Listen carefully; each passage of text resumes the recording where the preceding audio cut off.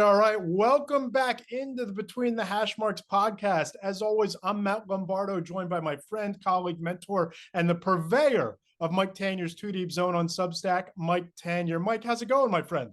It's great. It's back to school time. Do you hear that sound behind both of us? That's the sound of silence, Simon and Garfunkel. It's quiet, almost too quiet, but that means it's time for football. I was going to say it's the calm before the storm because, man, oh man, do we have a weekend ahead. Thursday in Arrowhead, they raise another banner with Patrick Mahomes against Lamar Jackson. Mhm. Friday in Brazil, you have Jalen Hurts and Jordan Love and the Philadelphia Eagles and the Green Bay Packers. A full slate on Sunday. You have a Monday night game. The NFL is back, not a moment too soon, not a moment too late. And the games are going to start for real, and I couldn't be more excited. Speaking of not a moment too late, we can finally shut up about the 49ers, can't we? Yes, we can, and we're going to get into everything going on with San Francisco a little bit later on in the podcast. Okay. Clay Harbor will join us, Ooh. and we will make our Super Bowl picks. And I have a feeling, off of the news in the last couple of days, Mike, the 49ers might play a starring role in the prediction conversation. Screw them. Screw them. You know what? Here's my question. Okay. Does training camp and preseason matter at all? Does it matter at all? No, I don't think that it matters anymore outside of getting your rookie quarterback up to speed, maybe breaking in a new coordinator, because you look at what happened around the league just in the past, 7 days. Of course, we recorded the podcast last week, and 32 seconds later, CeeDee Lamb ends his down, Yeah. becomes one of the highest paid wide receivers in the sport. Mhm. Brandon Ayuk this week ends his hold in. He Right. gets paid. Just today, before we go on the air, Trent Williams ends his holdout. He gets paid. Christian McCaffrey seems happy and healthy and ready to rock and roll. And outside of the very near tragedy with Ricky Pearsall over the weekend, the 49ers look like you woke up and they're the San Francisco 49ers again. Yeah, but they have not played together at all. And you can say, well, that doesn't matter. That doesn't matter. This is a team that's supposed to be precision tuned to run the table of the NFC and reach the Super Bowl. And they have the tough Jets defense coming at them on Monday night. And I guess my question is, looking at this, okay, everyone's holding hands right now and saying kumbaya. Is this team built to do that against opponents that didn't have these tumultuous off seasons? And are they built to handle adversity? And again, we're not talking about Ricky Pearsall. Glad that he's okay. That was a near tragedy. He's not somebody who was really seriously in the team's plans. Is this team going to turn around and say, "Oh yeah, we're fine. We're fine-tuned. We're precision-tuned," and everyone's happy with everyone else's contract? Because remember, we talked about the guys who got the contracts, who are getting the contracts. There's other guys who have been mumbling about their contracts for weeks and weeks and weeks out there, and I don't know where this team is emotional. Like Debo. And my biggest concern for the San Francisco 49ers, Mike, is the same concern that we had before the Brandon Ayuk deal, the same concern that we had before Trent Williams reworked his contract and got the extension. It's, can Trent Williams stay healthy for, I don't know that he's going to stay healthy for 17 games, but enough games for them to overtake the Detroit Lions again, to overtake the Philadelphia Eagles and the Green Bay Packers and the Dallas Cowboys and the teams that they're going to need to be better than. Are all of the touches, and a career high number of touches a year ago for Christian McCaffrey, are they not going to have the effect that they tend to have on running backs as they get up in years? And as we touched on with Deebo Samuel and Brandon Ayuk, is it kumbaya in that wide receiver room? So to me, I think the 49ers are that team that's built to be able to lean on the experience of, what is it now, 3 consecutive NFC championship runs, the appearance in the Super Bowl a year ago. They know who they are. They know what they are, but can they stay healthy?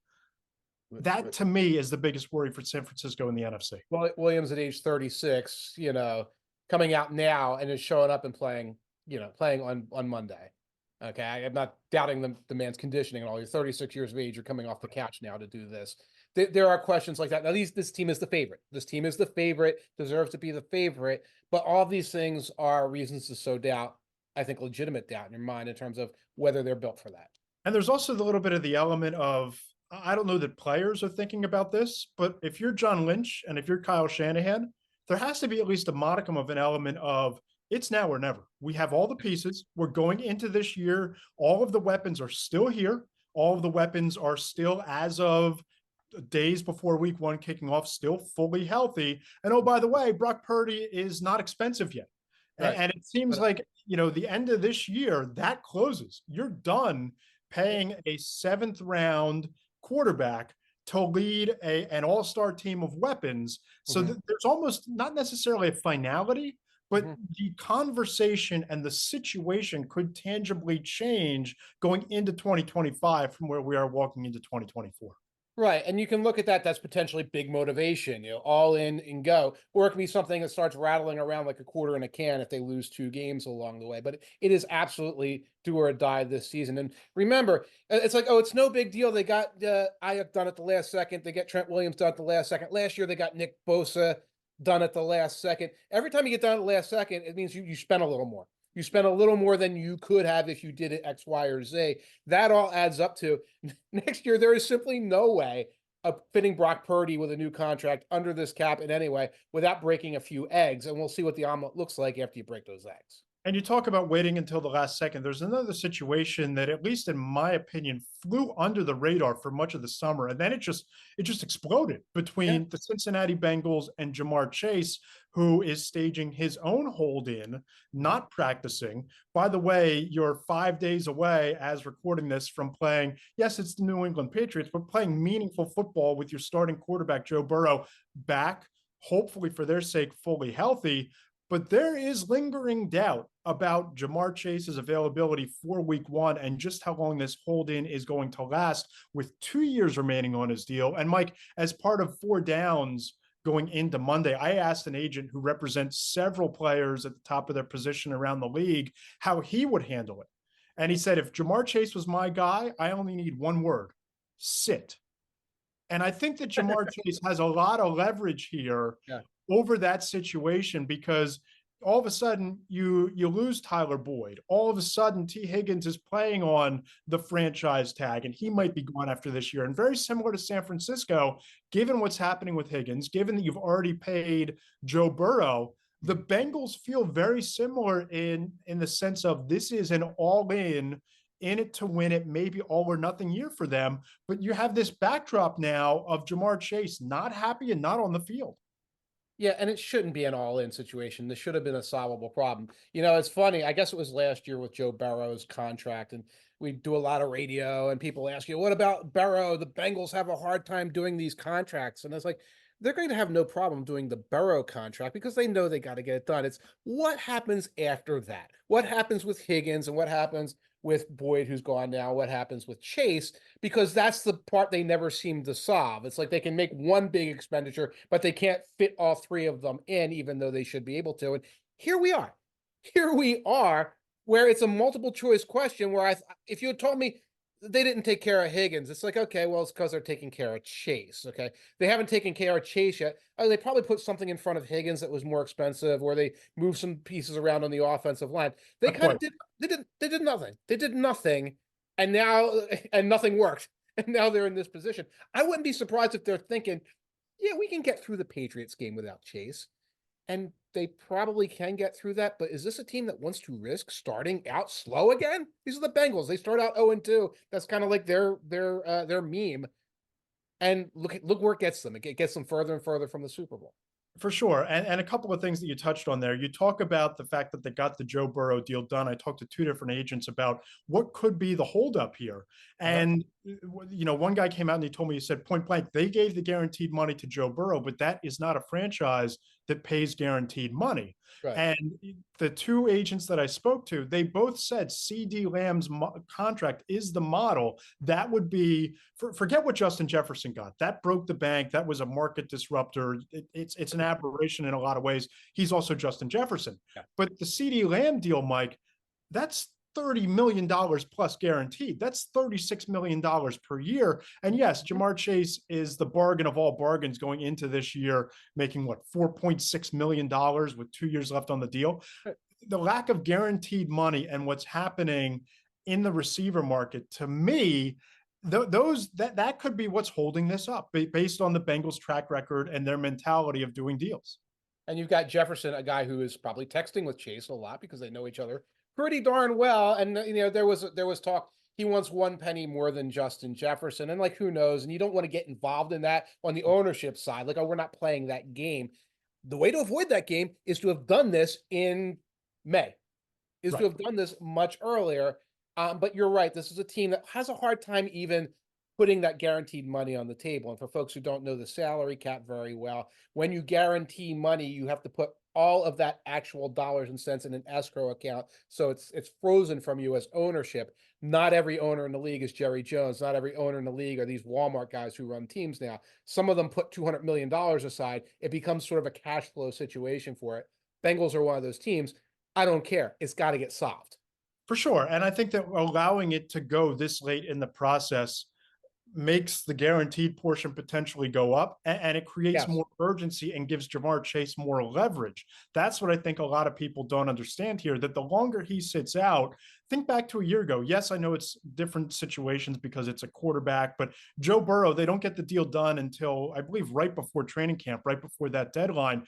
He's, steps on his ankle funny. He's got a calf injury, and he never quite hits the ground running a year ago. And now you're talking about a situation that's stretching into leading up to the opener. Whereas if Jamar Chase tweaks an ankle, it's a different tweaking an ankle when you step on the field in Yes. July from stepping on the field on September 8th. Right. Also, week 2 at Kansas City. Yeah, So not I, great. I'll be stunned if this is not solved by then. I think it was Chris Jones last year for the Chiefs who sat out game 1, and it kind of sent the message. It kind of sent the message to the Chiefs in game 1. Oh, we have to stop fooling around with this. So I think it'll get done by that. But it is Tuesday. There is a game on Sunday. It's stunning that the Bengals have sat on this long. Even the 49ers are getting their crap done. Come on, Bengals, you got to do this. You'll be stunned if this lasts past Sunday. I'll be surprised if it lasts past the time I get done editing this and we publish the Oh, podcast. oh, guarantee. Well, that's just simply bad luck on our part. Like, oh yeah, we got a nice big segment here. He's signing right now, probably. Yeah, that's fine. We'll cut this. We'll cut this. It'll be fine. We're We'll clean. leave it in for the comedic relief and throw a bone to the guy who blasted us in the reviews, which we'll get to later on in the podcast. But right now, Mike, I think that we could talk some Bears and talk some Eagles with our next guest. Absolutely. He's an Eagles, been on some amazing Eagles teams, some Jaguars teams. He was on the Patriots for a while. I think he's going to talk a little bit about his Patriots experience. He's got some experience with people like Dan Campbell that I predict, almost as if we already shot the segment, that he's going to share. And I can't wait to hear from him. Mike, I'm pretty fired up about our next guest. He played in the NFL, had experience in some big markets on some big teams in Philadelphia and Chicago, spent some time with the Jacksonville Jaguars, and is now launching into a really successful career covering the NFL in the media like us. Should be a lot of fun. We're joined now by former NFL tight end Clay Harbor. You can follow him on Twitter at ClayHarbs82. Clay, how you doing, my friend? I'm doing great. Appreciate you guys having me on this morning. I'm out here in sunny Chicago, Illinois. Vibes are high. People are excited about the Bears like they usually are at this point in the year, and usually that excitement dwindles as the season goes on. But this year is different. I've said it before and I'll say it again, but I really believe it this time for Chicago. And obviously we're only a couple days away from the Eagles in Brazil. That's fun. That's exciting. I think it could be an NFC championship preview. So a lot of cool stuff happening, and it's going to be an entertaining season for sure. Are the expectations higher, though, in Chicago? It feels like they have to be than in years past. I mean, I got to say that now. I mean, come on. The number 1 pick overall, Caleb Williams, all the stuff that goes along with him. It's just how everything fell into place going back to Lovie Smith with the Texans winning that game to give the Bears the number 1 pick that wasn't theirs from Carolina, that highway robbery when we got DJ Moore, and then you get Keenan Allen for a 4th-round pick, Caleb Williams, Rome Odunze, the Bears defense came alive last year. People around here are saying some off-the-wall stuff. I'm talking, there are some guys that are talking Super Bowl, playoffs. I'm like, this is a rookie quarterback, guys. I mean, I don't care if he was the first pick. It takes some time to get used to the NFL. I know, and with CJ Stroud coming in last year, people think that's normal. Right. But the vibes are definitely a little bit higher out here. Everybody expects more because the way they ended last season and the upgrade at quarterback, along with Keenan and Rome and getting your old running back, the Eagles' old running back, DeAndre Swift. So, yeah, people in Chicago are a little bit crazy for the Bears, and that's the one team in Chicago that everybody likes. Or some people that aren't Bulls fans, or some people that are Cubs or Sox. Some people aren't big hockey. Everybody is a Bears fan, and everybody's looking forward to this season with Caleb Williams. It's funny All right, because let's double down. Okay, Mike. I was on a Columbus, Ohio radio station, and they're like, "Can Caleb Williams have a season like CJ Stroud?" And it's like, don't hang those expectations on a young man. It's like, and of course, it's Columbus, Ohio. They love CJ Stroud there. It's like, you got a unicorn, enjoy it. Don't make everyone else form fit them into this. But I do want to ask you. You talk about high expectations. I think I saw on Twitter by you a prediction of 2 wild card teams in Chicago. Oh yeah. I think the Cubbies, man, they're coming on as of August. They scored the second most runs in August. These guys are putting up double-digit numbers like they're a football team right now. All of a sudden, these guys are hitting PCA, Pete Crow Armstrong. Just where'd this guy come from? He's basically Babe Ruth now. I mean, some of these guys are just hitting the stuff off the ball. Our bullpen decided that they're a good bullpen. So I don't know what's going on here, but I don't know if there's enough runway for them. And if you still look at the odds and the statistics, because they don't hold the tiebreakers, it doesn't look good. But there's like almost a 10% chance they make the wild card. We're talking back in the day, it was like a 0% chance like a month ago. Right. So I'm still holding on. I think they could make it.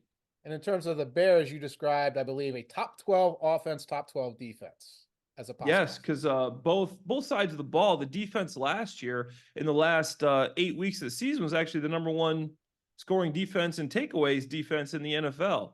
Mm-hmm. And that's when Montez Sweat came over and he actually led 2 teams in sacks, which is incredible because he only played half the year with both. I don't know if that's good or bad for the Bears or for the Commanders for that matter. Worse for Washington. Yeah, not good for both. But I think when he came and then Matt Eberflus started calling the plays, that this defense really turned around and became a solid defense. But the problem is the depth. They've done a lot of good things and they filled a lot of holes. But if one interior defensive lineman go down, or if Montez Sweat happens to go down for a couple games, it is just, this stuff's going to hit the fan because there is nobody else to provide any pass rush unless you're scheming up some type of a blitz, which I think Eberflus is good at, even though he's known for that 2-shell 4-3 defense. He picked up his blitzing numbers last year, and I think that was also a reason they played well. But great defensive backfield. And then the offensive side of the ball, and the reason people are saying Caleb can have a CJ Stroud type season is because of what's around him. I mean, if this is what Justin Fields had last year, I don't think anybody would be saying that. But I'm looking at DJ Moore, 1,300 yards last year. Keenan Allen, 1,300 yards last year in 13 games. Okay, then you got Rome Odunze, who was one of the top wide receivers, top 10 draft pick, right? Cole Kmet is a really good tight end. Gerald Everett is a really good tight end. Swift, Khalil Herbert, Roshan Johnson, solid running back group. And then the offensive line has gotten better. Darnell Wright, their first-round pick last year, coming into his second season.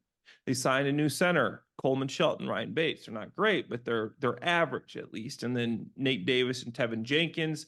And the left side, Braxton Jones. So looking at that team with a new offensive coordinator, Shane Waldron, who had a lot of success with Geno Smith, actually in 2022 with Geno Smith, revived his career when Geno had that 70% completion percentage that led the NFL and made him to the Pro Bowl. So that's why people are excited and think he can have the CJ quality year, is because everything surrounding him. And that's why I think it's possible to have something similar, even though I don't want to put it on him. Right. But CJ had Tank Dell, a 3rd-round pick. Nobody knew how good he was going to be. Nico Collins, nobody knew how good he was. Dalton Schultz was solid, but he did it with a lot less from what people knew. And I think that's pretty impressive in its own right. Clay, let's double down and drill down a little bit here on your expectations, because you just laid out the supporting cast around Caleb Williams. And my belief is that Ryan Poles has built the softest landing that any first-round quarterback has walked into, let alone a number 1 overall pick in Caleb Williams. But when you look at everything they have in place on offense, some of the question marks from a depth perspective on defense and the division that they're in, which let's be fair here, there are two legitimate Super Bowl contenders within that division alone. We talk about vibes in the Windy City and excitement, but where does Clay Harbor land on this team? What are your expectations for the Bears going into this year? My expectations, and I don't want to be too high because I've done this before. Last year I thought 9-8, maybe sneak in the playoffs. They were 7-10. They did lose some very close games in my defense, but this year I'm thinking the same thing. I think 9-8 is a good number there. They got a tough schedule the second half of the season, so they got to start quickly. But 9-8 would be my prediction, leaning maybe could be 10-7 if the ball rolls their way and sneak into that wild card spot. But like you said, looking at the NFC North, you got to start with Detroit. Dan Campbell, great guy motivating his players, just a great head coach. Ben Johnson, in my opinion, is the best. Sorry, Kyle Shanahan. I know you're a head coach and an offense coordinator. Ben Johnson's the best play caller in the NFL. Yep. I think hands down. What he's been able to do with Jared Goff and turn him into Amon-Ra, obviously incredible. Ben Johnson has turned Jared Goff in like a top 5 statistical, top 7 statistical. I had an NFL executive put him in the MVP conversation in a survey that I just conducted with players, coaches, scouts, and executives around the league because of the coaching job and because of the talent they put in place there in Detroit around Jared Goff. So you look at the Lions, they're going to go as far as Jared Goff can take them. And it looks like with the pieces in place, he might be able to carry them pretty far. Absolutely. And Jameson Williams, he comes in his first year as a first-round pick. He's hurt.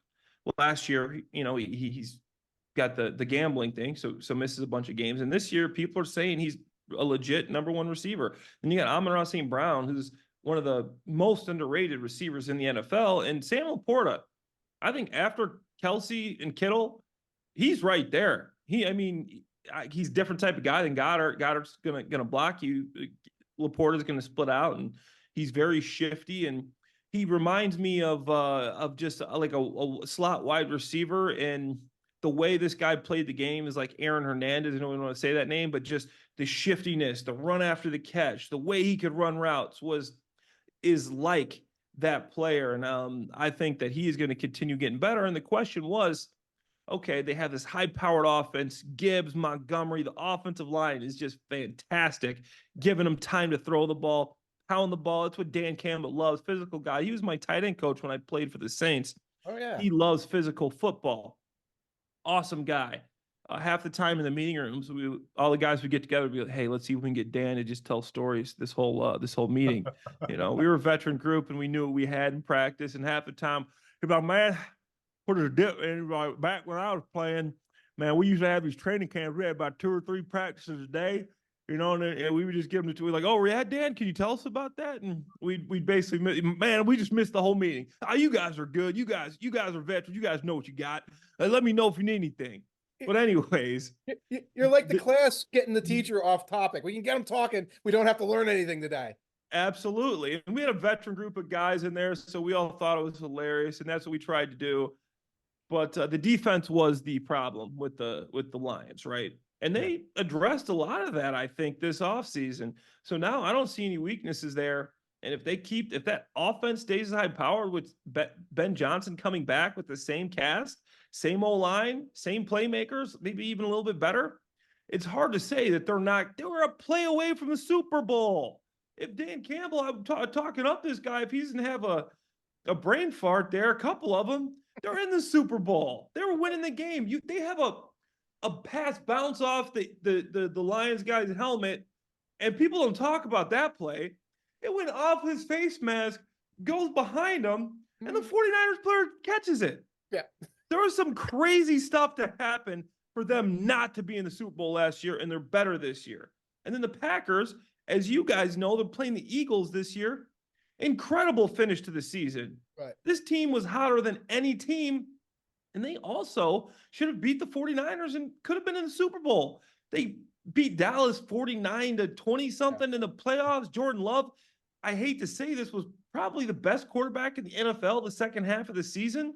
As good as he was playing with those young wide receivers who you finally started to see them get on the same page, all second and third year players, Their tight ends are underrated. I love Luke Musgraves. I remember down at Senior Bowl when I was there with Matt. I mean, he was one of the guys that stole the show and very talented, quick. He catch the ball. He's going to have a big year this year. Defense got a little better. Jeff Halfley. They bring in Xavier McKinney, a safety that's much needed. So then you got the Packers. So I can't put the Bears ahead of them. Right. Because they're another team that finished the year that good, and it seems like they got better. Matt LaFleur still calling the plays, found his vibe with Jordan Love, whatever you want to call it, what he likes to do. Took him half the season, but now they got it. So the Bears, in my eyes, are falling third in that pecking order. And then the Lions, I just don't believe in Sam Darnold. He could be what he was the third pick overall back in the day, but Sam Darnold, could he come back and resurrect his career with Justin Jefferson and Jordan Addison and TJ Hawkinson, a solid offensive line, solid run game? It's possible. So it's going to be a tough division. I think it's one of the best in football, but I got the Bears at third. Sounds like you were almost talking yourself out of the Bears there as we went. And you mentioned that later in the schedule is when the Lions come. It's when you travel to the 49ers, et cetera. I'm going to read off the first 6 games here for the Bears, and tell me what a success would be for the Bears coming off these 6 games. And that's this week against the Titans, visit the Texans, visit the Colts, Rams, Carolina, and Jacksonville all at home. I think one of those is actually in England, isn't it? Yeah, the Jacksonville game. I played in Yes. London 3 times, so I'm familiar with the travel the Eagles are doing and the Bears are doing there. But those games 3-3, but the 3 following that are the games that I think they have to win. Right, that's Commanders, Cardinals, and Patriots. Yes. You can run the table there. You can conceivably run the table and be 6-3 going into 6-3 schedule.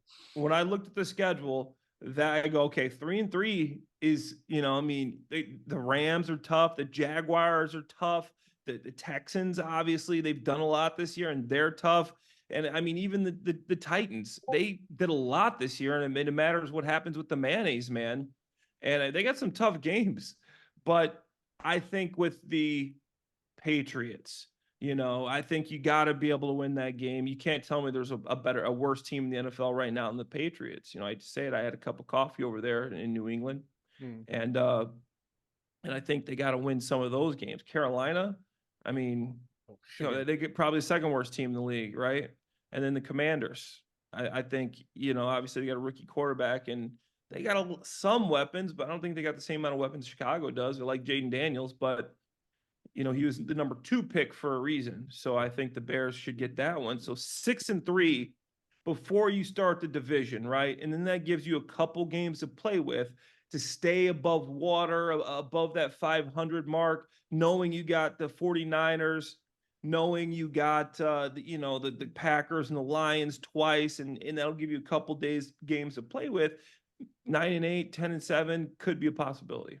Clay, I want to switch gears a little bit and talk about another one of your former teams, and they're a little bit polarizing going into this year, and that's the Philadelphia Eagles. Because on one hand, I look at the additions and the depth on the roster, and I think, okay, even with Detroit and San Francisco, I put the Eagles in the best of that next tier in terms of being a potential Super Bowl team in the NFC. You bring in Saquon Barkley. I love the Devin White addition to solidify what was a really pedestrian linebacking core.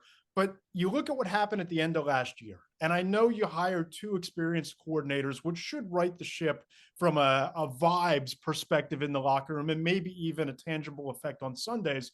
But where do you stand on Philadelphia in 2024, especially with how disastrously 2023 ended for them?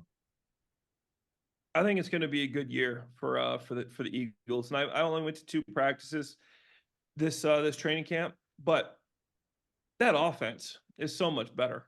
And I mean, it's so much better. And as a player, the amount of shifts and motions, I know there was a lot made of that. Eagles were last in the league in shifts and motions, but that matters. You get better matchups. You get the defense off balance. You can see, it's like you're taking a multiple choice test, right? And there's 6 choices, right? You start doing some motion and shift. Now it's a 2 choice. Now it's 2 choices. So just off of pure luck, you're going to be better because now you're seeing, okay, he's running, it's man-to-man. Okay, there's a linebacker outside on the running back. It's man-to-man. Okay, there's a cornerback guarding, the receiver when he comes inside here. It's man to man. Okay, it's zone. What type of zone? The safety, you start making them show themselves a little more. You switch a strength. Now, okay, now you see a safety rotation. Okay, this is probably a cover 3, some form of that. There's just so many tells and things you can get if you are not using motions and shifts as an offense. That just tells me you're basically in like a remedial class. You're not yet in the learning trigonometry. You're still in algebra. Okay, the motions and shifts is what allows you to see the defense. They have to unfold. They can't really trick you into a lot of those things. And then the biggest thing is they handle the blitz much better. I've never seen it. We have a full period in practice, Matt. Every team in the NFL I've played for, you have a period dedicated to blitz, and the blitzes the other team send you. You go over at a meeting. You had a whole meeting, a whole day called Third Down Blitz Day. Okay. And the fact that they couldn't pick up a zero blitz or figure out a blitz at the end of the season, Tampa, the Giants game. I mean, it was incredible that they didn't have an answer for zero blitz. Kellen Moore is going to have an answer for zero blitz. And I've already seen it because Vic Fangio, when I'm there in practice, you see him blitzing. I think that's probably on the behest of Nick Sirianni because he wants to work on that pressure, and they have outlets. They seem like a normal functioning offense when a team's blitzing them. Last year, they didn't. They seemed like my high school quarterback when he got a blitz, just didn't know what to do. Where's the outlet? It's incredible. So they fixed the blitz. You got more motion on offense. The Jahan Dotson trade helps. Jalen Hurts looks, seems like the old Jalen Hurts. I think he was hurt last year, and he just didn't want people to know about it because he's moving. And Kellen Moore is using him in the run game. All that with A.J. Brown and Devontae Smith looking like they haven't lost a step. Offensive line, I think I know we're losing Kels, guy I used to play with. That's how old he is. But I think Cam Jurgens is going to be a very solid center. And everybody else on that offensive line, I think is really good. Obviously, you still got Lane and Jordan Mailata, which are your two most important pieces. Landon Dickerson is a beast as well. And then defensively, hard to get much worse. I think they got much better. I think they'll have a middle of the pack defense. But that's all you need with this offense. Yeah. If your defense is okay, you don't got the pass rushers you've had in the past, which is a little bit concerning. You might need to get a little bit from the middle and Jordan Davis. Excuse me, Jalen Carter. Jordan Davis would be a bonus. I don't think he's much of a pass rusher, more of a run stuffer, but I'll take it from him too. Bryce Huff, I don't know. I like Devin White. I think he's a guy that can play linebacker and stop the run better than they had last year. And then cornerback, you got Keely Ringo. I think Slay still got some tread in the tires. So it's interesting. See where they fit in with Quinyon Mitchell. Very impressed with him when I was at training camp. The way he was able to compete with AJ and cover guys. And then safety. I think bringing GJ back is going to be big too. You talked about the times you traveled overseas with the Jaguars and said you know what the Eagles are going through and the Packers. What are they going through? I know England and Brazil is different, but like, what's preparation like? What's that like for the players? It just throws you off your routine, and the more mature team. And for me, if I'm picking a team, it's the more veteran team when you're taking these trips.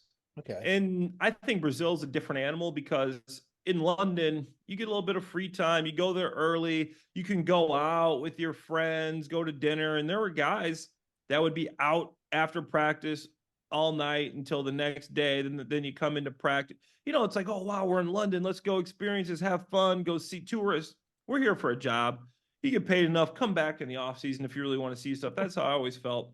But you have to be mature to be able to handle that. Mm-hmm. And you're in a little bit different environment.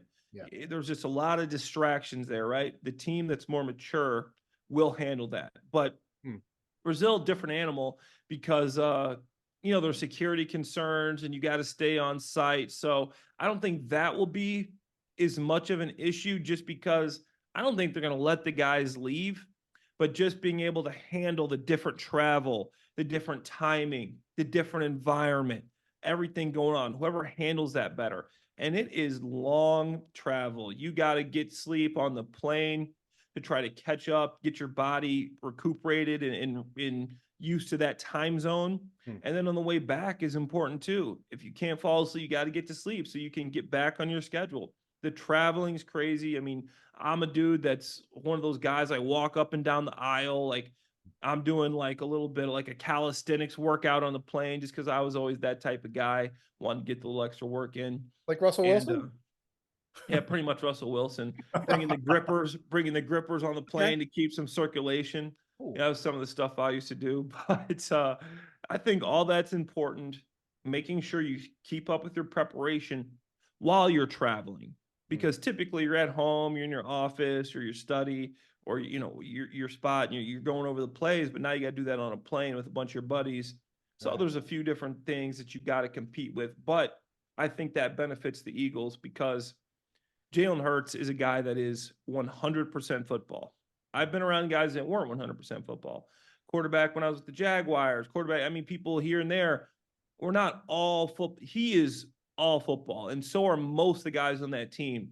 A.J. Brown, all football. Yeah. Devontae Smith, all football. Lane Johnson, all these guys are football players. They're not out here just to enjoy, go see what's, they're going to be focused, and I think that's going to help them. Yeah, you would talk about Jalen Hurts, and you watch him, you listen to him in press conferences and interview settings, and I just get the vibe that he has that Tom Brady, Michael Jordan, Tiger Woods mentality, the killer instinct, right? And it's all about competitiveness. It's all about football. It doesn't seem to care about the ancillary celebrity nature of being an NFL quarterback. What do you expect from him going into this year? Because we're getting the curtain raised in Brazil. He's 2 years removed from finishing second in the MVP voting in 2022. Never got on the same page with Brian Johnson a year ago. Who knows what was going on from a health perspective for him last season? But what do you think happens with Jalen Hurts, and what are your expectations for him this season? Yeah, I think it's going to be 2022 all over again for Jalen Hurts. From what I saw in training camp, he's 100% healthy. He's moving like he moved in 2022. Just watching last year and the way when he ran the football, I mean, you guys could see it. He didn't seem like the same guy. He wasn't the same guy. It wasn't us going crazy. They didn't run as much. That RPO system didn't seem to work as well. And I think Kellen Moore is a guy that's been around several systems, and people give him grief for last year with the Chargers. I thought he did a great job with the Chargers, given what he had and the injuries he had. Come on, he did. I think he did a great job, and obviously with Dallas, they were giving him grief for scoring too fast, putting too much on the defense. You guys remember that, right? Yeah. He was scoring too fast. Yeah. What are you talking about? He was scoring too fast. Give me that problem. I'll take it. Give me that problem. So Kellen Moore is a guy that is extremely intelligent, and he seems to be working very well with Jalen Hurts. Jalen Hurts is intelligent. And just seeing him and AJ and Devontae, the type of page they're on, watching one-on-ones, watching 7-on-7, watching team. I mean, it takes me back to watching some good connections, man. I know back in my day with guys like, Mike Vick and Deshaun and Macklin, and I this completely exceeds them when I was with in the New England, the Edelman Brady type connections, right? I mean, the Amendola Brady. I mean, these guys are just on another level right now, and I feel like they have a great feel for themselves. And Dallas Goedert, I feel like he's going to have a big comeback season, battled injuries, and he's looked good. So for me, this offense, and the guy that we haven't even mentioned is Saquon Barkley. And I know there's some people that say he's not the same guy. He's got too much treads missing from those tires. I disagree. I think behind this offensive line, with all these other weapons, he's playing with the Giants. Their receiving core was us last year. Okay. Who are they keying on? They're keying on Saquon. He's still making plays. Okay. You have Daniel Jones at quarterback. He can't throw his way out of a wet paper bag. I'm sorry, Daniel Jones. Tyrod Taylor. No, I feel bad for Dable. Dable was my tight end coach when I was in New England. Love Dable. Extremely intelligent offensive guy. He doesn't have a chance because Daniel Jones is not the type of quarterback that he needs. And I feel bad for him because I think he should be a good head coach. I don't think he can do it. He made the playoffs once, but last year was just showed the incapabilities of that offense. And Saquon still having success there shows me that he still does have some tread on the tires. I think we're going to see a lot of him tonight. And tonight, I'm sorry, on a Friday. I'm getting a little excited, a little ahead of myself. We're going to see a lot of him on Friday.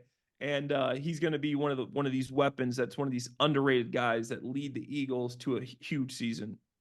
Could you get Brian Dable off topic too, or was that you can't do that on the Belichick staff? You No, can't. man, Dable's not getting off. Dable, love the guy to death, but he'll joke with you every now and then. But when it's time to work, he's one of those straight and narrow guys, and he will let your butt know about it if you do something he doesn't like. And unfortunately I got that a couple times, but he's one of those reasons Gronk was Gronk, in my opinion. He's just so smart technically about the tight end position, the small things. I just remember thinking, man, if I would have had this guy my whole career, like I was playing the best football of my career when I was in New England, ended up getting hurt, popping both my adductors. The odds of that, I don't know. Getting surgery, somehow made the team, only played 5-6 games that year, got released, and that happened to be 2016.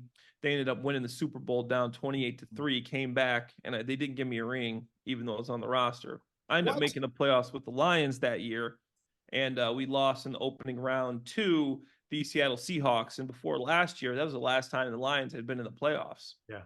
Yeah. So let's turn the page to the AFC South. I think that division is going to be really fascinating. You know, you look at CJ Stroud and everything they have in place around him. And, oh, by the way, you're going to drop Stephon Diggs into that explosive receiving core that's already in place. You look at what they have in Indianapolis, Anthony Richardson, one of the more intriguing quarterbacks in the league going into this year. But I want to drill down on your former team, the Jacksonville Jaguars. And I'm of the belief that Trevor Lawrence contract with the quarterback market continuing to explode is eventually going to look like a bargain.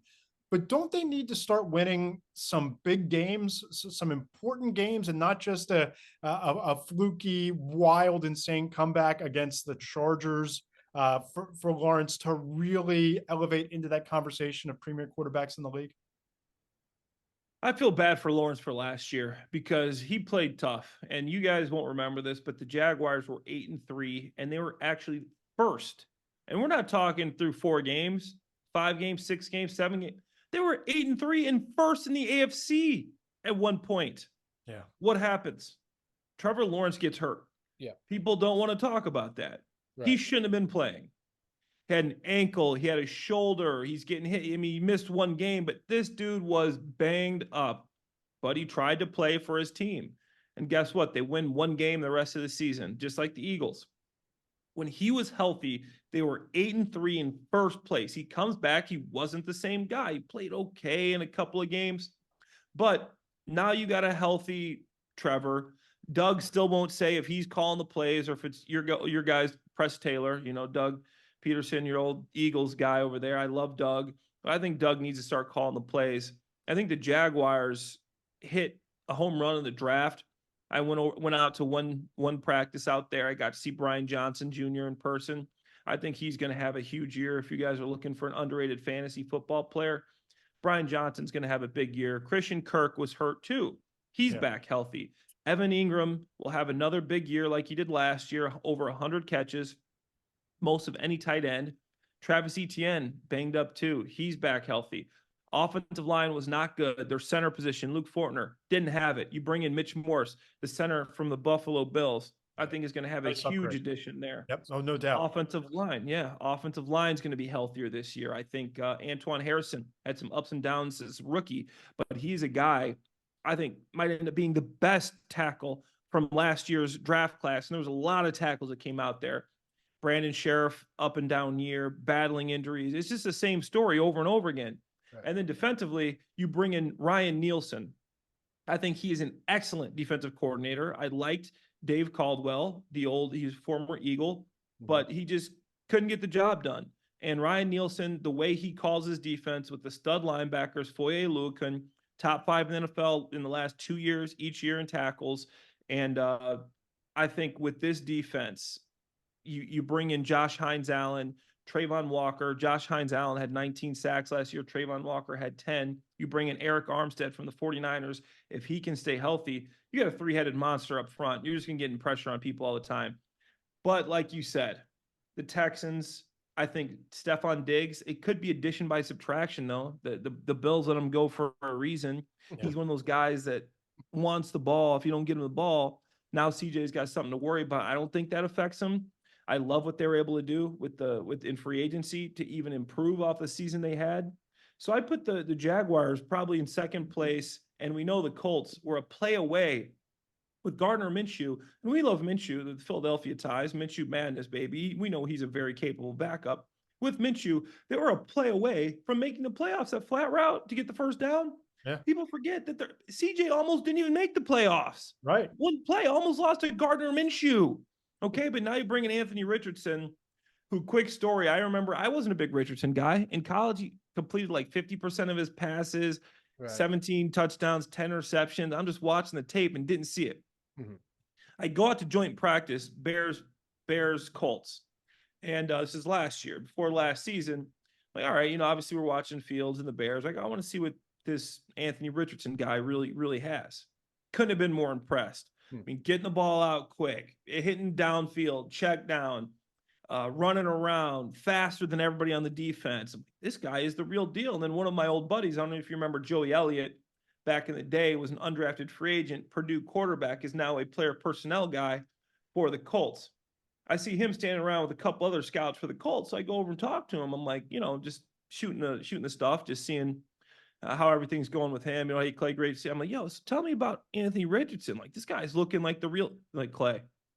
He is going to be a superstar. And I'm not just saying this to say this. This guy's the first guy in, the last guy out. He's so intelligent. He's a freak athlete. He reads everything quickly. And I didn't think he was going to be a guy that could process. Mhm. Okay. He's a guy that's going from this run type of, he's processing quickly. He's keeping his eyes downfield when he's running the ball. Just couldn't be more impressed. And then hearing it from those scouts and Joey, man, I'm all in on Anthony Richardson if he can stay healthy. So A.D. Mitchell, the draft pick they got in the second round, 53 was a steal. You put Alec Pearson, Michael Pittman Jr. with him, and obviously Jonathan Taylor back healthy. And you guys know who the head coach is over there, one of your favorite guys, took us to the Super Bowl. So I think that's going to be interesting with Steichen. And I think the Titans are 4. I go Texans, Jaguars. And it's tough. Jaguars, Colts, very close, and then Titans. Awesome. So, Clay, before I let you go, everybody knows the names at the top of the list in the tight end hierarchy. You got your George Kittles, you got your Travis Kelce's, your Dallas Goederts, Hawkinson in Minnesota, obviously coming off the injury. But as someone who played the position, as somebody who studies the position, who are the 1 or 2 breakout tight ends that people are going to want to keep an eye on this year, who by the end of 2024 might be that next household name at tight end? I think big year. I love Cole Kmet in Chicago, but the problem is this year is he's got Gerald Everett. So he's going to be a guy that's sharing some of the the reps there. So I think Mark Andrews is coming back. He's always been one of Lamar's favorite targets, right? So you got Mark Andrews. You can't discount what he's been able to do. Andrews will have a big year. I already talked about Laporta. I think this year, Kyle Pitts, if he doesn't have a year this year, then you kind of start to say maybe it's him, because you bring in Kirk Cousins and now you got more of an offense there. And if he can't be the player, the guy that everybody thought he was with Kirk Cousins, then I think, okay, maybe Pitts isn't the guy. But I think Pitts, to me, is the number 1 guy that we're going to see a breakout year from, just because he has Kirk Cousins. And I love Trey McBride. And I think when you bring in Marvin Harrison Jr., you spread out the field a little bit. Kyler Murray's back healthy. It's going to help him a lot. He's a guy that came on, like, who the heck is Trey McBride? I've never heard of this guy before, but watching his tape, he's pretty good. And then Njoku would be my last guy. And obviously, I think that depends a little bit on how well Deshaun Watson does. Yeah. But I think with Watson, hopefully Watson can return to somewhat of his 2021 form and be that guy that can throw the football down the field, or he is going to go down as one of the worst contracts in NFL history. And might already be there. Yeah, he might be there. And then rookie wise, I think that Brock Bowers is going to have a big year. Minshew Madness, Brock Bowers, thing we're going to be seeing a lot of that. And then who's the other rookie that the Commanders draft? Ben Sinnott. Yes. Ben Sinnott, man. He's a very underrated guy. Watching him last year at the Senior Bowl, I remember I go, oh, this guy's going to be a steal. I thought he was going to be, everybody had him as like a 5th, 6th round guy. I go, this will be the steal of the draft. He ended up going in the 2nd. Right. But because, I mean, everybody saw what I saw, and probably you saw too out there. But Ben Sinnott is a guy that can catch, can run. It's just versatile. I think he's like an old school Chris Cooley type player that just does a lot. And he's a guy that to keep your eye on. And I think also Luke Musgraves in the Packers. I know he didn't have a big year last year, but you remember Matt at the Senior Bowl. He's just so fast and so big. And I think with Jordan Love, that threat down the middle, he's going to have a big year too. Clay, this has been tremendously insightful. It's been tremendously fun. Really enjoyed it. He's Clay Harbor, former NFL tight end, burgeoning NFL media mogul. You can follow him on Twitter at ClayHarbs82. Clay, appreciate the time, and we look forward to talking to you further up the road. Appreciate it, fellas. Anytime. Mike, that was great. You know, I've known Clay Harbor for a long time, and I can't remember if we crossed paths when he was a player and I was on the Eagles beat, but it was very around that time that I got to know him. But talk about a guy who can touch on so many different teams and situations. He really was insightful during that conversation. He was the depth and the breadth of the knowledge. And I'll tell you, I just want more Dan Campbell stories. I want more Brian Dable stories. It's amazing how many of these head coaches were in the tight end rooms along the way. And I'm sure the tea that's spilled there and like the secrets that are passed around there. I want to hear more. I want to hear more.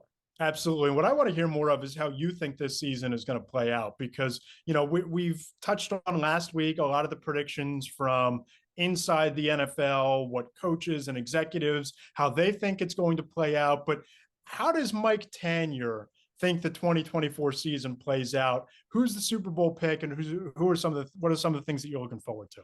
Well, I gotta tell you, for 20 years I've been doing this job, and we would come to this week or last week and do a lot of radio and stuff like that, and I'd be asked for my Super Bowl pick, and every year I would get caught off guard. Like, of course you're being asked the Super Bowl pick. It's the week beforehand, etc. And I would get nervous. And we talked about this in pre-show meetings. Don't tell me that you're surprised going into this conversation. Oh no, not this time, because this time I actually wrote it all up and got it all ready. And I'm not going chalk. I'm not going to go Chiefs against 49ers here, because I feel like part of this is you want to call your shot. Yep. And you want it to be aspirational a little bit. You want something that you'd be excited to see and that is novel and new. So I am picking, in honor of all we just heard about Dan Campbell, the Detroit Lions over the Houston Texans.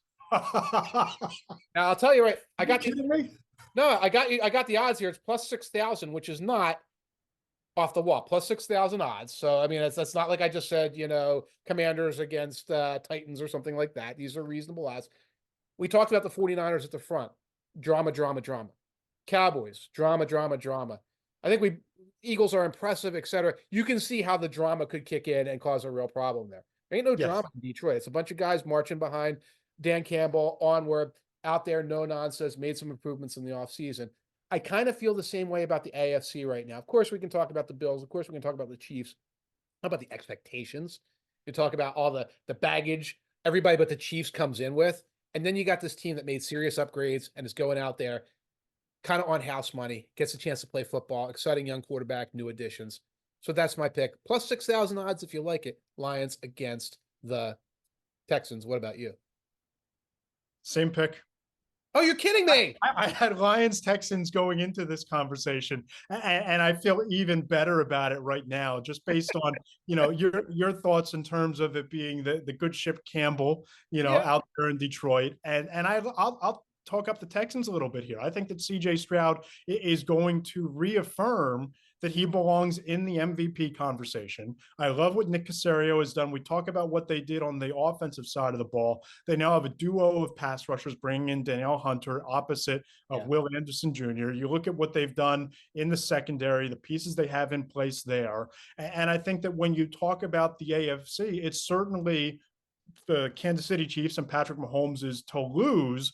But I Yes. think the biggest threat right now is what they've built in Houston and ascending CJ Stroud, where they also, similar to San Francisco in the NFC, they've had the benefit of having their quarterback on a rookie deal. They Yeah. knew going into the offseason that that window is finite. So Nick Caserio pushed all of the chips into the table. You know, we could talk about all the moves they made at receiver with Stephon Diggs falling into that room, but you brought in Joe Mixon too. And people say running backs don't matter. They don't matter until you're competing for Super Bowls. Then you look at Christian McCaffrey.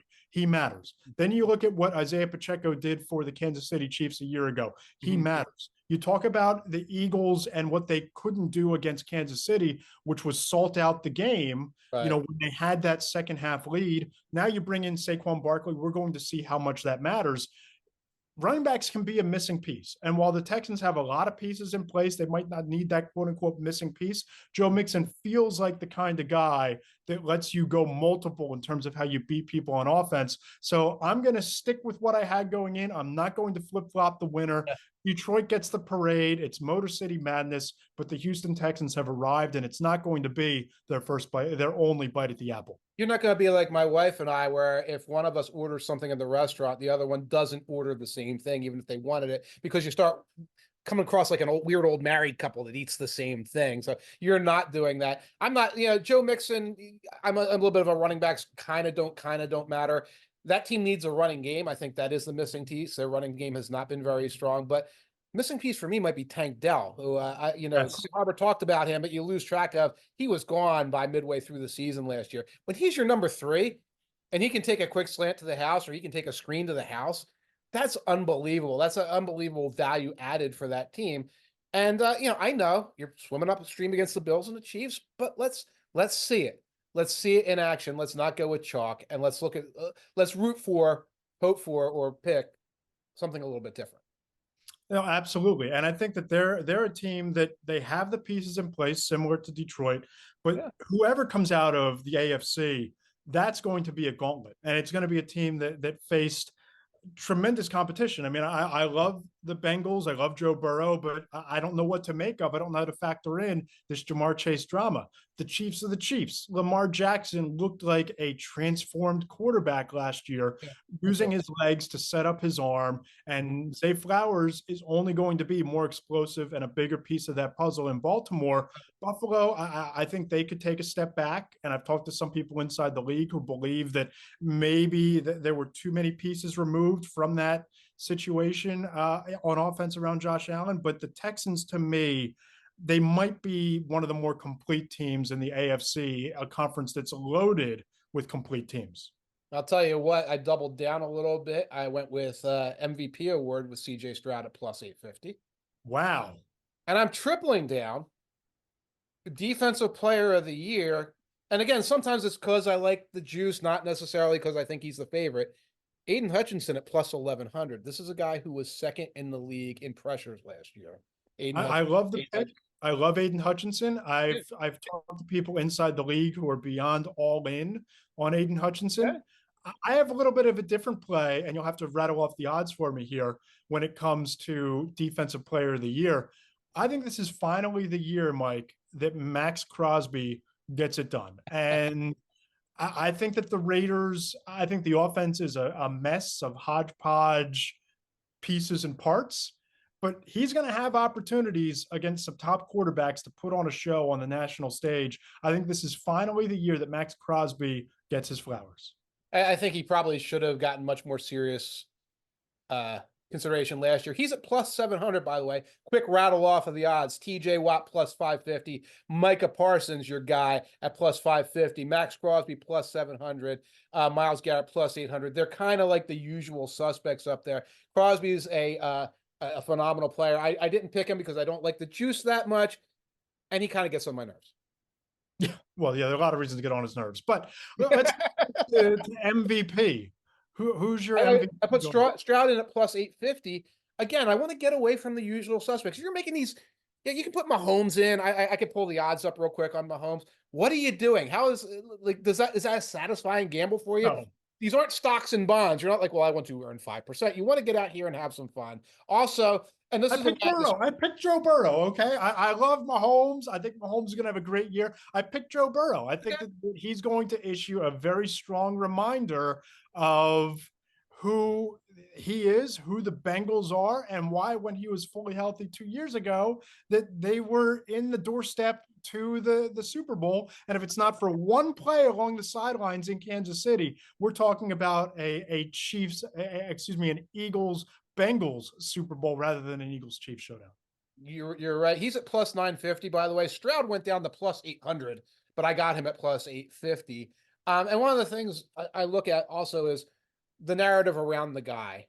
And with Burrow, there's a little bit of an injury concern. Aaron Rodgers, obviously an injury concern. And then you look at these guys where it's like, he's not going to win because his receivers are so good that the voters are going to be like Tua. Yeah. He'd be phenomenal. Receivers, Purdy, obviously. Then you got the favorites, Mahomes. I'm not sure about the receiving core. But Allen, not sure about the receiving core. Lamar, I'm not sure about the receiving core.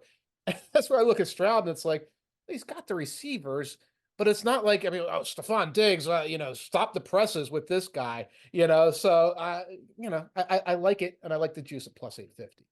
Offensive player of the year, I went Saquon Barkley. I think that you put him into that offense with that many weapons, and he's a guy that was never really utilized the way that he should be in New York. They didn't really, until last year, use him as a weapon, as a receiver out of the backfield. And that's where he thrived at Penn State. He's a space player. He's going to have a lot of space behind that offensive line. You're going to see him on wheel routes. You're going to see him put into motion in the slot in Kellen Moore's offense. And I think that he's a guy that can make a legitimate impact. I think that he's a guy that could win offensive player of the year. See, I could hear the "We are Penn State, we are Penn State" coming through the Zoom conversation. So I was like, well, I'm not picking Barkley. Also, I think there's a too many footballs situation going around. I don't know when he's going to get out into the slot, because isn't that where John Dotson's supposed to be, and that's where Dallas Goedert's supposed to be. Plus, I'm just trying to be different. Obviously, we all know Tyreek's great. Obviously, we all know Christian McCaffrey's great. I want something a little bit different right now. Puka Nacua at plus 2,800. Back from his preseason injury. You talk about a guy who the conversation could build around him if he has this 130 catch season. Great guy, goes over the middle, catches a million passes, has the yak ability, has the rushing ability. If the Rams have this surprise season, he could sneak into the conversation. And again, I love the action. Absolutely. Great odds there. So comeback player of the year. Rodgers plus 140. Yeah, I think that's, it's no brainer. No brainer. Yeah, brainworm. So, so Mike, last week we challenged people. We asked people for their 5-star reviews of the podcast. And we even said that if you want to blast us, if you want to rip us, if you want to criticize the podcast, please feel free to do so, but leave the 5-star review. Do you remember that conversation? Yes, absolutely. You're not going to tell me that somebody took us up on that. Yeah, Tuaninga is the name. Certainly understood the assignment. The 5-star review comes in, quote, "the dad rock of NFL podcasts," saying, quote, "When I saw Between the Hash Marks suggested in my podcast feed, I assumed it would be a deep dive into Frank Zappa's coffee table collection, but to my chagrin, it was a nuanced discussion of the new NFL kickoff rule, Jahan Dotson trade rationalizations, and clunky Scotch analogies along the way. Mike Tanier and Matt Lombardo, two cultural icons of dad rock NFL analysis, wax poetically with amazing insight like, wow, the Chiefs are really good, aren't they? And my God, the Patriots offensive line is in shambles. Tanier, known for writing little one-scene vignettes in his columns, has yet to debut a one-man improv retelling of how the Eagles' decision-making brass came up with the brilliant idea to hire Kellen Moore as their offensive coordinator, but I do look forward to the hilarity. I can't say I look forward to any gimmicks from Lombardo because he's more bland than a butterless piece of toast. Oh, these two have faces built for a podcast, and unlike their former colleague and teen heartthrob Aaron Schatz, I won't hold my breath for a TV deal. However, when Between the Hash Marks becomes the most popular NFL podcast out there, I hope they remember they're true fans and don't go all Metallica cutting their hair where the only thing bigger than their egos is Jerry Jones's delusion. Now, and the end of that one, I'm not sure if that was a shot at Metallica or a shot at us. It's a shot at Metallica. They clearly didn't like that album after the Black Album. I forget its name, which might be an indication that it was forgettable along the way. But you caught one hard there. Aaron caught a stray, caught a completely uncalled for stray. Um, and by the way, in terms of dad rock, it's not Frank Zappa. The vibe here is Steely Dan. It's clearly Steely Dan here, and we're coming in with the jazz bow chords and things like that. But how do you get stuck? You're youthful. How do you get stuck being dad rock? Bland is butterless toast. What is that? I read that one. I was like, what are we talking about here? And I think there's also a Springsteen element to this thing. You know, you with the Jersey roots, and of course your tremendous column on Friday going into Labor Day weekend. You know, the play on the Born to Run lyrics with the amusement park called Cold and Dark. Yes, Just tremendous. So yes, I think there is a bit of an element to dad rock to this, but I think we bring more to the table than that. I would at least say, you know, bland as a undunked biscuit or something like that. You know, a little bit of an honest flavor in there, but maybe a little bit dry. But no, again, I don't know what Aaron did to get dragged into this. But we appreciate the 5-star review, and you know, keep watching. Maybe I'll start singing Black Cow or something like that to really get the dad rock vibes going. And of course, do us a couple favors here. Make sure you subscribe to Mike Tanier's Too Deep Zone. You don't want to miss walkthrough every Monday and the insight that can come from nowhere else in terms of the blend of humor, analysis, analytics. Mike Tanier does it all. One of the most unique and talented writers in the entire business. Subscribe to Mike Tanier's Too Deep Zone. Subscribe to the podcast on Apple Podcasts, Spotify, to my YouTube channel at Matt Lombardo 975. You can find the podcast in all of those places. And if you do subscribe on Apple Podcasts, do us a favor, leave us a 5-star review. Let us know what you like, maybe what you don't like. Rip us like Tuaninga did, or let us know what other guests you would like us to try to get on, and we'll go to get them. But those 5-star reviews, they really do help grow the show. They help push between the hash marks up in the algorithm so people can find us a little bit easier going into and now during football season. And if you want more insider tidbits, features, and reporting, go ahead and subscribe to my Substack at Between the Hash Marks on Substack as well. We're ready to go. It's kickoff. We get to stop talking about previews and start talking about games. I can't wait. I can't wait. It's going to be a lot of fun. I'm so done with previews. I'm done. That's the last one. Bye, everybody. Enjoy week 1, Mike. We'll talk to you next week on Between the Hash Marks. Take care.